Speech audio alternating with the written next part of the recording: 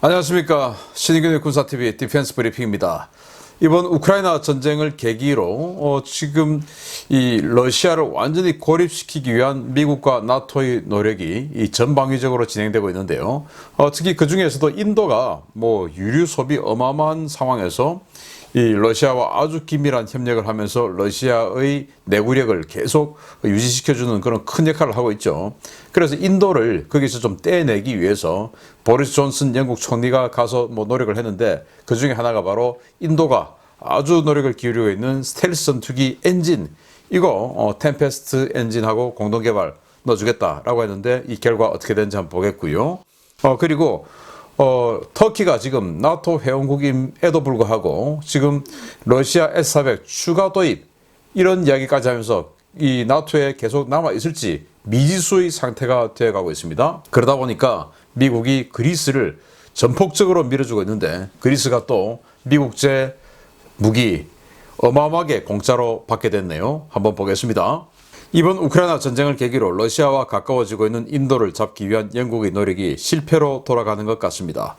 인도가 영국의 템페스트 참여 제안에 대한 답변으로 전혀 생각지도 못했던 다른 대안을 들고 나왔다는 소식입니다. 인도 정부는 영국이 제안한 6세대 전투기 템페스트 프로그램 참여에 대해 부정적 입장을 갖고 있으며, 최근 프랑스와 일부 전투기 기술 이전을 위한 세부 협상을 진행 중이라고 인도 현지 매체들이 5월 4일 일제히 보도했습니다. 힌더스탄 타임즈와 유라시안 타임즈 등 현지 매체들은 인도는 기술 자립에 대한 열망을 더욱 불태우기 위해 전투기용 엔진 자체 개발을 더욱 가속화할 것이며, 이를 위해 프랑스와 협력할 것이다 라고 전했습니다. 이를 위해 인도는 최근 프랑스 엔진 제조업체 사프란사와 110kN급의 엔진 개발을 위한 기술 협력 계약을 체결하고 본격적인 자국산 엔진 개발에 착수했는데요. 해당 계약에 따라 사프란사는 최대 105kN의 추력을 발휘하는 라팔용 M88-4 엔진을 기반으로 한 관련 기술을 인도 국방연구개발기구 DRDO 측에 이전할 계획입니다. 인도가 개발을 추진 중인 AMCA 전투기는 기존의 수호이 30 MKI 계열을 대체하는 차세대 중형 전투기로 최대 이륙 중량 25톤, 내부 무장 능력 1.5톤, 외부 무장 능력 5.5톤에 마하 1.8의 슈퍼크루징 능력을 갖출 예정인데요. 인도는 시제기는 F414 엔진으로 비행 실험을 실시할 예정이지만 추후 자체 개발 엔진을 만들어 양산기에 적용한다는 방침입니다. 인도의 이 같은 결정은 엔진과 항공 전자장비 분야 기술 협력을 제안했던 지난 4월 말 영국의 제안을 사실상 거부하는 것인데요.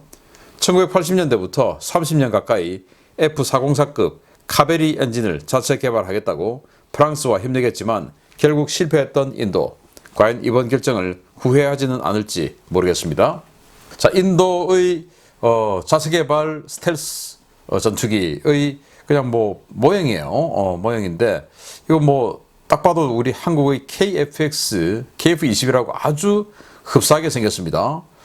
그도 그럴 것이 우리 한국의 KF-21, KF-X도 F414 엔진을 쓰고 있고, 이것도 지금 F414 엔진을 넣어서 시제기 비행을 테스트를 할 예정이라고 하는데, 그 이후에 본격 양산 엔진으로 414 엔진이 아닌 프랑스 라팔에 들어갔던 M88 엔진, 그 기술을 가지고 더욱더 개량해서 더 강력한 파워를 가진 엔진을 만들어서 여기다 집어넣겠다라는 건데요. 이 인도의 주장이 저는 조금 터무니없다라고 생각되는 것이, 일단 이 형상을 한번 보면 이 F-35처럼 아주 뚱뚱한 그런 형상이 아니죠. 우리 KF-X처럼 좀 날렵한 형상입니다. 이런 형상은 내부 무장창을 많이 이 공간 확보를 할 수가 없어요. 그래서 내부 무장창에 많은 무장이 들어가기 힘듭니다. 쌍발 엔진이 그렇습니다. F-35가 왜 단발 엔진 하나를 넣었을까요? 내부 무장창을 많이 확보하기 위해서 단발 엔진을 넣은 겁니다. 왜냐? 중간에 엔진이 하나가 들어있으니까 그 양쪽으로 이제 부풀리면 여기 내부 무장창을 만들 수 있죠. 그런데 F-20이나 우리 KF-X 이런 전투기들은 쌍발 엔진입니다. 그러다 보니까 내부 무장창을 옆에다 또 장착하려고 하면 이게 전투기의 동체 면적이 옆으로 엄청나게 벌어져야 되겠죠. 그래서 그렇게까지는 하면 또 항공 역학 문제가 생기니까 그렇게 못했죠. 그래서 우리 한국의 KF-X도 F-22 랩터하고 형상이 비슷한 것이 쌍발 엔진이다 보니까 그렇습니다. 거기다가 이제 비행, 공기역학 뭐 이런 것들을 집어넣다 보니까 그렇게 좀 날렵한 형상이 나올 수밖에 없고, 그러다 보니까 내부 무장창을 집어넣기가 곤란한 거예요. 이건 마찬가지입니다. 그런데 내부 무장을 무려 1.5톤이나 하겠다. F-35의 내부 무장이 1.8톤이거든요. 그러니까 F-35에 크게 뒤지지 않는 내부 무장을 하겠다라는 게 저는 도저히 믿어지지 않고, 또 M88 엔진을 개량을 해서 뭐 한 110kN짜리 엔진을 만들겠다고 하는데 과연 그렇게 될까? 뭐 그렇게 된다 하더라도 그 정도 파워를 가지고 이 5세대 전투기의 막대한 전력 소모를 감당하면서 마하 1.8의 슈퍼크루징, 즉 애프터버너를 켜지 않고 마하 1.8로 그냥 비행을 할 수 있는 그런 능력을 가진다. 저는 도저히 믿을 수가 없습니다. 그런데 영국의 템페스트 엔진을 공동 개발하자라고 제안했던 보리스 존슨 총리의 그런 제안을 거부하고 프랑스의 다소하고 지금 다소에 납품했던 그 사프란사하고 이 엔진 개발하겠다라고 선언한 건 뭐 자기네들의 선택이니까 어쩔 수 없는데, 그러나 과연 제대로 될까? 왜냐? 그 사프란의 전신인 회사하고 이들이 30년 동안이나 F414가 아니고 404 엔진, 우리 T-50에 들어갔던 엔진, 그거 급의 국산 엔진 개발을 하려고 하다 결국 실패했죠. 그래서 F404 엔진으로 그냥 돌아섰는데, 테자스 할 때. 그런데 또 프랑스하고 또 하겠다. 참 이해 안 되는 이런 짓을 하네요. 아무튼 뭐 이런 상황이 있었고, 두 번째입니다. 나토 회원국임에도 불구하고 러시아와 교류를 지속하며 동맹국들과 계속해서 다른 목소리를 내고 있는 터키의 나토 축출에 대비해 미국이 그야말로 파격적으로 그리스를 키워주고 있는 모양새입니다. 미국이 그리스에 무려 1200대의 장갑차를 무상 공유한다는 소식입니다. 미국이 그리스에 제공하는 M1117 가디언 차륜형 장갑차 2차분 130대가 현지 시각 5월 1일 그리스에 도착했으며, 이로써 그리스군의 가디언 장갑차 인수 물량은 173대로 늘어나게 되었다고 아미 리코그니션이 현지 시각 5월 3일 보도했습니다. 이번 물량은 독일 등 유럽 각지에 주둔했던 미군이 기지 경비용으로 사용하던 물량을 그리스에 넘긴 것으로, 그리스는 차량과 예비 부품을 무료로 받고 운송비만 부담하는 형식으로 가져왔는데요. 미국은 유럽은 물론 본토에서 운영 중인 나머지 가디언 장갑차도 그리스로 넘기기로 약속했습니다.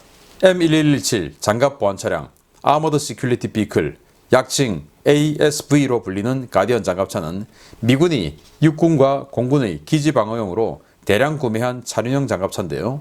미 육군은 2,900여 대를 도입한 이 장갑차 대부분을 2010년대 이후 주요 우방국에 공여하거나 염가에 판매해왔습니다. 13.4톤의 경장갑차인 가디언은 승무원 3명에 전투병력 2명을 태울 수 있는 차륜형 장갑차인데요.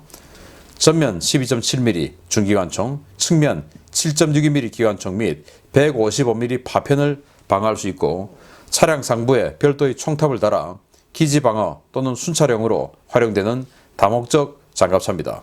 미국은 그리스의 군사력 현대화를 지원하면서 1200대의 가디언 장갑차는 물론 쿠거, MRIP 차량 500대, 장갑 험비 600여 대, OH-58D 카이오와 워리어 정찰 헬기 70대, CH-47D 치누크 수송 헬기 25대 등을 무상으로 제공하고 있는데요. 터키의 외교적 실책 때문에 그리스의 군사력과 입지가 점점 더 강화되는 모양새입니다. 이 장갑차 미국이 2,900여 대를 생산해서 뭐 아프간, 이라크 이런 데 이제 추진되어 있던 기지 방어용으로도 쓰고, 그리고 미국 본토 내에서도 뭐 공군기지나 이런 기지 방어용으로 쓰고 해왔었는데, 또 유럽 주둔 뭐 독일군에도 마찬가지고, 약간 기지 방어용으로 주로 쓰던 그런 장갑차예요. 보시다시피 좀 덩치는 작아요. 작다 보니까 사륜밖에 안 되고요. 그리고 문은, 이 도어는 지금 여기 양쪽에 달려 있습니다. 그런데 승무원 3명 외에 2명의 보병만 탈 수 있어요. 무장은 여기 40mm 유탄 기관포, 그리고 12.7mm 중기관총, 이렇게 2개가 장착이 되어 있는데, 보병들을 대상으로 40mm 유탄 기관포를 쏠 수 있다. 이게 이제 공군기지 방어 이런 걸 쓰니까, 공군기지에 적의 특작 부대가 침투하면 40mm 유탄 기관포 쏘면 이거 뭐 완전히 염라대왕이죠. 40mm 유탄기관포가 수류탄 하나를 뭐 퉁퉁퉁퉁 쏘는 거나 마찬가지니까 어마어마한 위력이죠. 경보병에게는. 단지 적의 장갑차나 적의 전차에게는 뭐 아무런 효과를 발휘할 수 없겠지만 보병에게는 뭐 그냥 염라대왕의 그런 어마어마한 화력을 발휘할 수가 있는데, 문제는 자체 방어력이 워낙 허접하다. 그래서 미국이 이걸 이제 쓰면서 그 어떤 사제 급조 폭발물 IED 이런 데 전혀 방어가 되지 않고 또 중기관총에 뚫리고 뭐 이러다 보니까 이걸 이제 안 되겠다, 방어력 너무 약하다, 퇴역하자라고 했는데, 그 중에서 1200대를 그리스에게 주는 겁니다. 그리스는 뭐 정말 대박 터진 거나 마찬가지인데요. 그러면 그리스가 이것만 있었냐? 아니죠. 쿠거, 이 MRIP, 그 급조 폭발물 방호 장갑차 중에서 아주 대형입니다. 이 쿠거 엠랩 장갑차 500대, 그리고 카이오와 워리어 아시죠? 아파치하고 조를 이뤄서 타겟팅 해주고 아파치가 들어가서 공격하고 하는 그 카이오와 워리어 정찰 헬기 70대, 그리고 장갑 혼비 600대, 그리고 아주 비싼 시누크 헬기 25대, 이렇게를 공짜로 미국에게 얻었습니다. 이게 왜냐? 그리스 때문이죠. 이거 왜냐? 터키 때문이죠. 터키가 뭐 잘 아시다시피 러시아의 S-400 지대공 미사일 도입을 하면서 미국에게 완전히 찍혀버렸고, 그래서 터키가 보스포러스 해협과 다르다넬스 해협 이 두 개의 해협을 가지고 흑해를 통제를 하는데, 그것 때문에, 오직 그것 때문에 나토에 가입을 했었고 미국의 1급 동맹이 된 건데, 그런데 F-35라는 최신의 전투기를 동맹국에게 깔아주고 있는 미국의 입장에서 터키가 그 F-35의 비밀을 러시아에게 전달해 줄 수 있는 S-400 러시아제 지대공 미사일을 가져왔으니까, 이거는 뭐 동맹국들, 다른 동맹국들 이 차원에서, 관리 차원에서 터키를 계속 밀어줄 수가 없는 거죠. 그래서 그럼 터키가 만약에 러시아로 떨어져 나간다, 어떻게 되냐? 흑해를 통제를 해야 되는데, 보스포러스 해협과 다르다넬스 해협은 할 수 없다 하더라도 그 다르다넬스 해협을 빠져나오면 에게해가 있죠. 그 에게해는 주로 그리스의 섬들로 이루어져 있으니까, 그렇게 해서 그리스로 대안을 터키를 버리겠다는 건 아니고 그리스로 어떤 그 대안을 일단 마련해 놓고 터키와 협조를 한번 해보겠다라는 외교적 보석이 아니냐라고 생각이 되는데, 어쨌든 터키의 어깃장 때문에 그리스만 대박 터졌네요. 마치겠습니다. 감사합니다.